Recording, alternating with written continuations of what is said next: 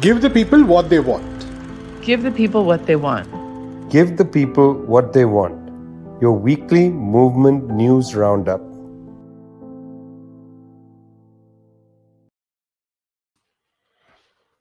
January 7th, I must say, very complicated news coming from Kazakhstan. We'll get to it in a minute.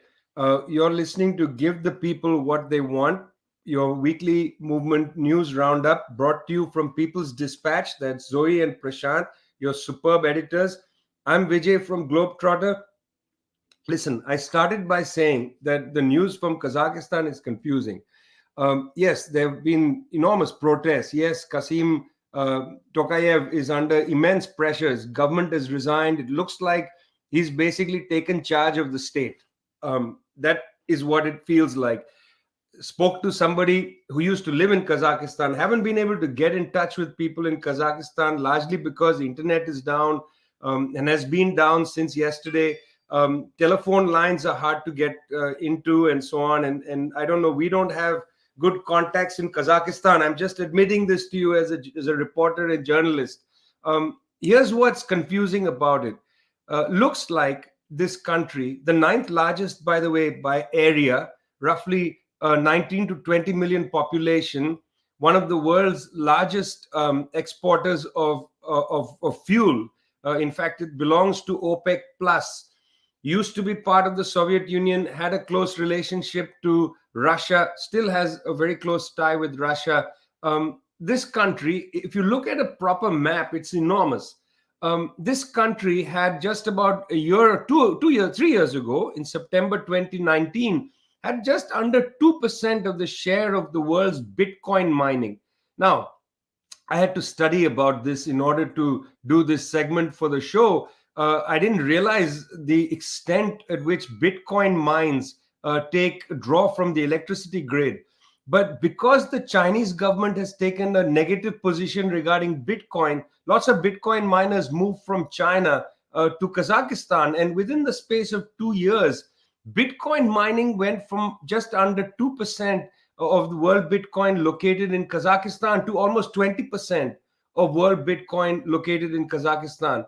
Now, the government in Kazakhstan, as per a global pattern, has seen inflation and has had inflation hit particularly the fuel sector, quite dramatic rises in fuel prices.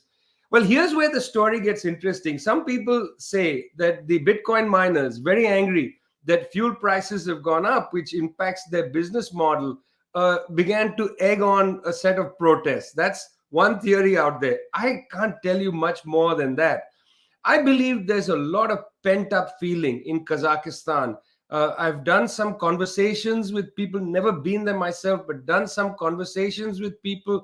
Looks like there was a government that took power in 1991, which essentially is unchanged. I mean, Mr. Tokayev is the head of the state, but he really seems to be operating as a proxy for the former head of the government. Now, the issue is pent up demands can go in all kinds of directions, and it looks like these are those kind of protests. It's disturbing because the protests seem to have taken on a character where it's hugely disruptive for people in the middle of the pandemic. Not exactly sure where this is going to go. The government has a very long history of using brute force against any kind of uprising, and we've already seen that. A lot of very forceful repression by the government and so on. They've also shut down the internet, as I said, and they've shut down some of the electricity grids that go to the Bitcoin miners. That's interesting. Is this really the first global Bitcoin revolution? Don't know yet, but we'll have to follow this closely. Neighboring countries, of course, Afghanistan, still under immense pressure. Of course, we've seen concern from Russia because, Kazakhstan has got a large border with Russia. Great concern from Russia. Some people, again, talking about that other phrase, color revolution. Not sure what that means half the time, but that phrase is in circulation. Come back to you next week when the internet has been resumed in Kazakhstan. Hopefully, we'll talk to people there. get a better idea of what's going on. As far as we know now, there is an enormous uprising. The government has had to resign. Emergency powers in the hands of the head of government, Mr. Tokayev, and the police is in full force on the streets. Bitcoin has suffered. 20% of that market has now collapsed. Looks like the United States trying to pick it up, but I doubt that's going to happen. Protests in Kazakhstan, in the heart of Eurasia, in the heart of Central Asia. You draw a direct line down from Almaty down into India. Also protests there, but a completely different kind of protest, Prashant. I gather the Anganwadi workers are back at it.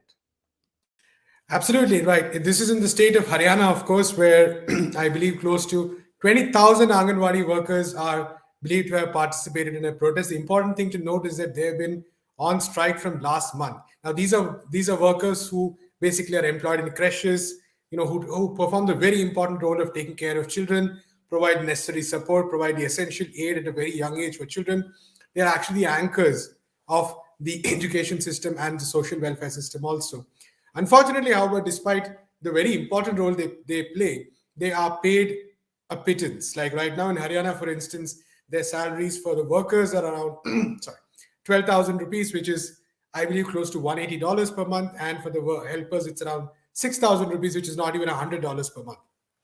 So this is the salary they get paid for what is obviously a lot of work, what is taxing work. And it's important to note that in 2018, the Prime Minister of India, Narendra Modi, had announced that there would be an increment.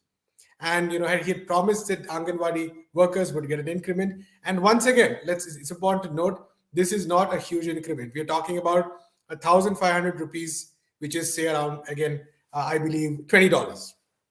That's for the workers. And for the helpers, it's $750, which is just about $10. So that's basically the increment we're talking about. And this has not been given by the state government. And it's been 3 years now. The state government has made promise after promise. And the workers have also staged protests making these demands. So what happened on January the 7th was that, a couple of days ago, sorry, not January the 7th, was that there was a big protest. The unions met the government. The government conceded some of the other demands, but did not accept this very fundamental demand of just a very simple and basic increment to their salaries. And now the workers have decided that they are going to take part in a jail burrow, which is a Fill the Jail campaign on the 12th of January, definitely escalating their protests.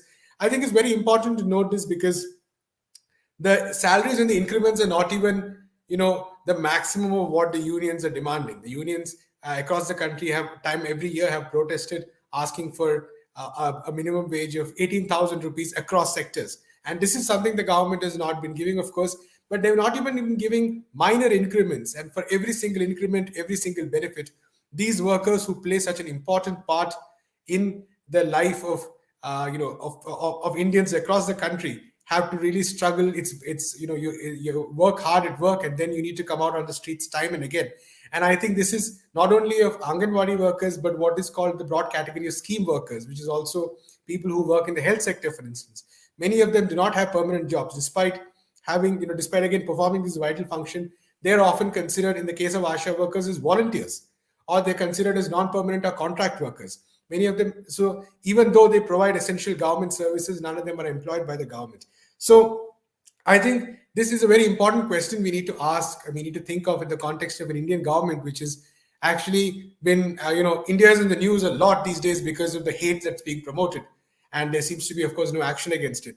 But you have the Prime Minister and other ministers, for instance, talking about, last year talking about, in fact, the Chief Minister of Haryana was very vocal about needing to even beat up the farmers. He, in fact, in press conference, said that people need to take up sticks. So this is the kind of approach that those in power, those of the ruling BJP, have adopted. And so it's in one way very inspiring to see the kind of protests that have been going on for such a long time. Workers definitely sticking to the demand. It's a very great thing to see these workers who, we know from direct impact with them that they are, as you say, frontline workers. This is part of the global informal sector, greatly disparaged from one end of the planet to the other. I'm very glad that, of course, they're on strike, and it's very important that we continue to report these stories.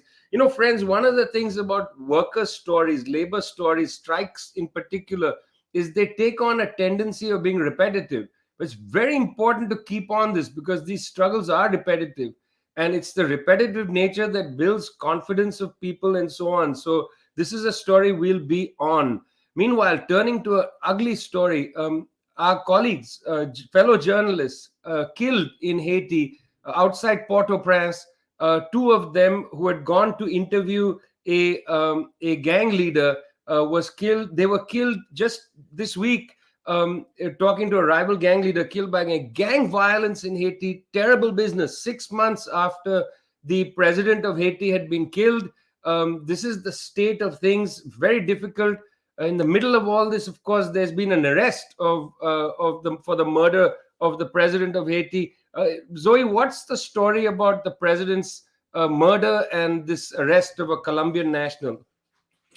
Well, yes, I think it's, as we always keep, news about strikes always on the front of our, work, covering Haiti and the developments in Haiti is also a very, pressing priority. I think last year, what was happening in Haiti was brought to light for a lot of people when the president, Jovenel Moïse, was assassinated in July. But really, the situation has been a pressing one for several years, of course, decades, really. But in the past couple of years, the tensions have really come to a fore. You mentioned the assassination of two journalists earlier this week. The situation of insecurity, of the growth of gang violence in Haiti is extremely concerning. Our colleagues, from the Haitian Popular Press Agency have a really great weekly digest. Encourage people to check that out. We carry a bunch of their stories at People's Dispatch, and they've been, reporting constantly about this increase in gang violence. People are not able to go about their daily lives because of this. There's a lot of reports that document the deep links between the government and these criminal armed groups. Of course, this phenomenon has greatly increased since the assassination of Jovenel Moïse. In this past week, in addition to, more assassinations, more kidnappings, on January 1st, Independence Day in Haiti, which is, a great day to be celebrated worldwide as a day of the Haitian Revolution, the acting leader of Haiti, Ariel Henry, was visiting monument outside of Port-au-Prince, and he survived assassination attempt because, it's at the crux of this rise in gang violence, kind of the loss of state control over the security of the country. But also at the same time, Ariel Henry has a mandate that is not accepted by many. And so this is the second assassination attempt that he has escaped since he took over as acting leader of Haiti. And I think it's really important that throughout this whole situation, movements in Haiti, civil society organizations, large swaths of the opposition in Haiti have put forward a plan, a very concrete transitional government plan. They even elected a judge who would serve as, the leader of this transitional government to bring Haiti to a place of more stability, of more economic stability, of more political stability, because truly the Haitian people have been fighting for an end to imperialist meddling in their country. In a later article that we ran about this assassination attempt suffered by Ariel Henry, there's a bit there about the core group, which is a group that has been another de facto leader of Haiti, which is a group of the ambassadors from the US, from France, representatives from the United Nations, representatives from the EU, who have time and time again meddled in Haitian politics, not put what's best for the Haitian people first. And really, the people of Haiti have called for an end to this. They have a plan for transitional government. They're just asking for their sovereignty to be respected. Ariel Henry, of course, assumed after the assassination of Jovenel Moïse, there were over 20 Colombian mercenaries arrested in Haiti. Now a Colombian mercenary was arrested by the United States while he was in transit back to Colombia. It's a very complicated situation. At the end of the day, what really needs to happen is for these the demands of the opposition for a transition need to be respected. We also ran a story that's very important to keep in mind within this context, is that the economic situation for the majority of Haitians, the public health situation of the majority of Haitians is also deteriorating. And so this is not just a question of political power play, but this is a situation of life or death, of survival for the Haitian people. It's a very grave situation. We're going to be looking at this. Obviously, Haiti is a real priority for the reporting done at People's Dispatch. People's Dispatch run many stories about this. You're listening to Give the People What They Want, coming to you every week from People's Dispatch and Globetrotter. We have Prasanth, Zoe, and I'm Vijay. Great to be with you. Thanks for all those selfies. Keep them coming. We're going to make some kind of thing with them, probably a collage of some kind. We need to see you watching our show. It's really fun, and we appreciate it. South Africa, as we know, has came out of apartheid, formal apartheid, in 1994. The agricultural sector, however, has remained under apartheid conditions. There's a section owned largely by white capitalist farmers, highly mechanized and so on. Then there are small black farmers, most of them really in the subsistence sector. Of course, there are agricultural workers, including those in the dairy sector. And People's Dispatch, I think, had one of the few stories that I was able to read about a struggle at a dairy concern in South Africa. Prashant, take us to the Clover struggle. Very interesting story. Right. From India to South Africa, another important strike as well. So in Clover, of course, the strike has been going on since November 22nd. And we have about 5,000 workers on strike. And this is actually a very interesting story because I think it tells a lot about how capitalism works, contemporary capitalism works, the role of the state, for instance, how foreign capital comes in. So Clover is actually a South African company. It's the oldest and largest dairy company in South Africa, but it is not owned by a South African company. In fact, it's owned by, you can say it's owned by a South African company, which is owned by an Israeli bottling company called CBC. So CBC and the South African concern, which is Milco SA, took over Clover in 2019. And at that point itself, the unions had actually made, actually raised a lot of concerns about this. And one of the key unions, of course, being Jivusa, that's the General Industries Workers Union of South Africa, and the Food and Allied Workers Union. So even in 2019, the workers had raised the concern that the Israeli company, the Israeli bottling company that we're talking about, its presence was very much there in the occupied territories. And so South Africa, considering its glorious history of fighting against apartheid, they were against this merger. But at that point, the tribunal investigating this said that, this is outside our jurisdiction, this is not an issue. We are just concerned about the legalities of the acquisition, etc., etc., refused to address it. What has happened now is that in the intervening years, of course, during 2019, when the agreement was signed, what the company gave some assurances, including the fact that a restructuring plan would not be put in place till 2022, which would have involved firing a lot of employees. So the firing should not have started until 2022. And at the same time, the company promised that it would give more jobs than it would retrench. So what has happened right now is that, especially last year, I believe over 1,600 workers have already been fired. Many others have been forced to take voluntary retirement. Salaries have been cut. People have been, the voluntary retirement is often due to the fact that people are given very difficult locations to work out of, for instance, or for the fact that work times have become far more compressed and far more difficult. In terms of even micro aspects, such as sometimes the assistant in the van, for instance, that position has been removed. So what basically we see is that Clover, following the footsteps of many global companies like this, is bringing its own version of austerity. And now the important thing to note, of course, is that the unions strongly believe that the point of this is to, in fact, shut down the South African company altogether and open the market for goods from outside, particularly Israel. So that is one of the key points they're trying to make. And they have raised this issue with the government. The government has been non-committal, so to speak. They're not really really listened to the demands of the workers. One of the interesting aspects is that the workers' demand is that the company not only be nationalized, but be handed over to workers' control, because they very strongly feel that Clover is set out to destroy basically this industry. And an equally important aspect, I think, to note is the fact that this struggle has seen the unions working closely with Palestine solidarity groups. And in fact, I believe tomorrow there is a meeting where a cross-section of people in South Africa, workers' unions, solidarity groups, activists are gathering to see how to escalate the struggle. And this is actually a very interesting example of how such struggles can be waged across the world. And because we've seen boycott and divestment and sanctions movements, but also the fact that South Africa is often an example of how the strong trade union movement has actually worked very closely together with Palestine solidarity movements to protest, the way Israel has functioned. And we also do know that commerce, for instance, is a very key aspect of how Israel whitewashes atrocities by striking deals with governments across the world, not only for weapons, but also, for instance, in the agriculture sector, for instance, countries like India.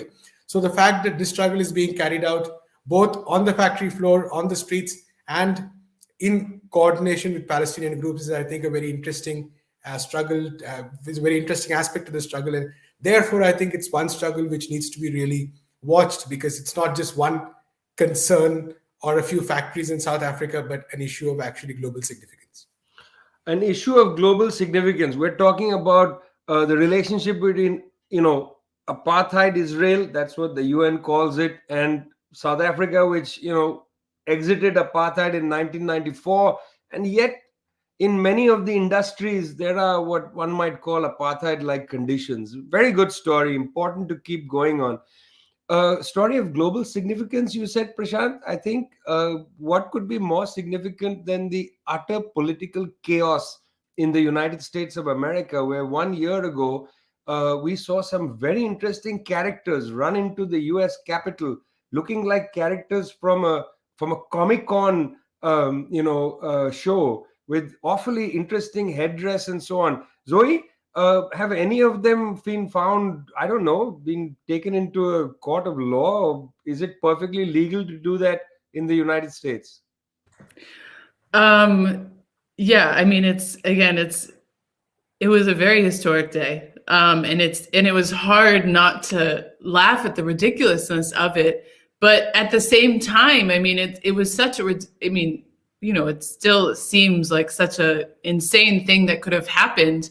But if you for 1 second imagine if that mob of over 2,000 people who stormed the Capitol had been self-identified socialists, had been Black, had been Latino, had been any other thing than Trump supporters trying to stop the steal, I think we would have seen a very different situation at the Capitol that would have probably ended quite tragically, with extreme militarization, violence, and repression. So that's just one, aspect. And it is interesting to kind of take a look back at the 1 year since this happened. I mean, there's so many aspects to bring up. Has there been, a process of, putting people on trial, bringing, a sort of process of justice? There has, in a sense, over 700 people have been processed. But, as a phrase that we use in People's Dispatch, which is one of those that I'm not sure if it's a English phrase or not, or something that we maybe invented, but the intellectual authors or the masterminds behind this crime, which is clearly Donald Trump, who, called people to take the Capitol, to stop the counting of the vote, which is how, the context of the storming of the Capitol was that they were trying to stop the vote certification process because the November elections had been allegedly fraudulent. And so it would seem logical that the person who called for the people, to go to the Capitol to carry out this action, in which there was people who were killed, there were many police officers, for example, that were injured. It would seem logical that those who were behind this would be, maybe questioned, would be, given some sort of legal repercussion for their actions. This has not happened. What we're seeing is a lot of low-level people that participated in the action. So there was a lot of combing through, images, videos, identifying people who participated, who were at the Capitol building, who are really following orders, who are being prosecuted. So I think that's an important element to point out. And, Trump has really pivoted on this moment. He's been able to seize the momentum. We're seeing a very intense moment of polarization within U.S. politics. This can't be, forgotten. It's a moment of great, division in terms of we are in a crisis. We're in a deep crisis. There's record levels of COVID cases on the rise. The economy is, suffering because of this, because there has not been a strong response to to COVID-19. Joe Biden has not been able to really deliver on many of the promises that he made to working people. There's a suspension of the child tax credit, which many people were, surviving on. And so this is a really difficult moment, and the right wing has been able to capitalize on this. Just because Donald Trump is not on Twitter does not mean that he's not mobilizing. He did have to suspend his 1-year anniversary press conference, but don't be fooled. This is not going to go away, and I think we need to be vigilant. It's not a joke. It wasn't a joke what happened, and it did represent an important moment.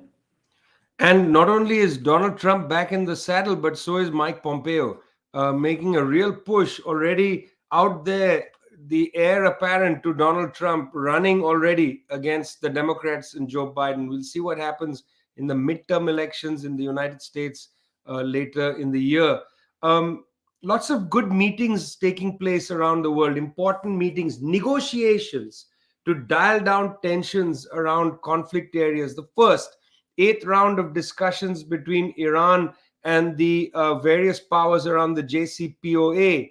Some good news here. The Iranians, of course, refusing to speak directly with the United States, saying we don't trust you, going through intermediaries, the Russians, the Chinese, and so on.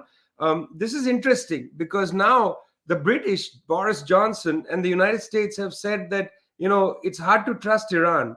The Iranians turn around and say, hard to trust us. It was the Trump administration that walked out of the JCPOA. We signed on and we followed all the agreements. So let's not talk about trust.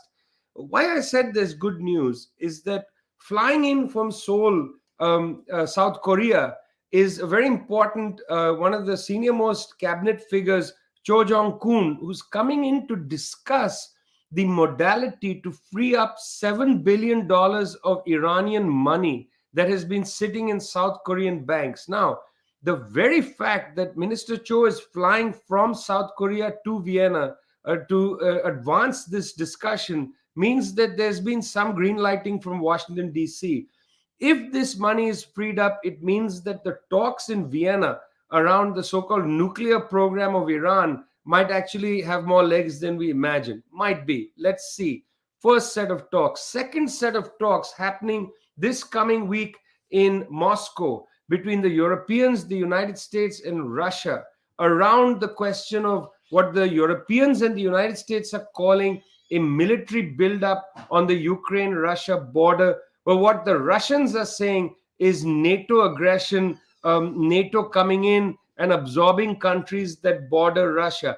This is a serious meeting that's going to be held next week. I'm actually relatively hopeful about the agenda. If you just look at the agenda, seems like they're going to be taking up some of the main issues of the day at this meeting. Let's see what happens. It's a pretty important meeting set to take place in Moscow. Mr. Putin has made noises to suggest that he is fairly confident because what he has done is to actually advance onto the agenda an agreement that Putin made with Xi Jinping of China in a video conversation they had in mid-December, where they talked about asking NATO to include Russia's security inside NATO's agenda. It's a very clever move to, in a sense, it would be interesting if Russia applied to join NATO. That would be fascinating, to take that move. But that's not what they're asking for. They're talking about whether it's at all possible for Russia's security to be part of the agenda item for NATO. I think this is going to be an interesting point of order. The Biden administration has rejected most of the Russian proposals out of hand. Nonetheless, they are flying to Moscow. That means that they have not rejected the question of talks. What the Biden administration would like to see is the withdrawal of what they claim are troop movements along the Ukraine border. It's to be seen what's going to happen. So, talks in Vienna, talks in Moscow, those talks that Xi Jinping and Mr. Putin held most recently in mid-December of last year, 2021. These talks are key. Got to pay attention to them. In this last round of talks, they talked about building an alternative. Once again, this has been on the agenda for the BRICS bloc. Building an alternative to the SWIFT system, another form of financial infrastructure. It's going to undermine Europe and the United States having a lockhold on global financial transfers. It would be interesting if the Russians and Chinese are able to do this. Okay, you've been listening to Give the People What They Want. We bring you so many stories. We can't pack it in properly into half an hour. Sorry about that. We can't do an hour for you. It would be exhausting. We do need those selfies. Post them on Twitter. That's where we like to see them. You're listening to Give the People What They Want, coming to you from People's Dispatch, peoplesdispatch.org, your favorite movement news site. Editors Prashant and Zoe, they do terrific work. I'm Vijay from Globetrotter. We'll see you next week. Happy New Year.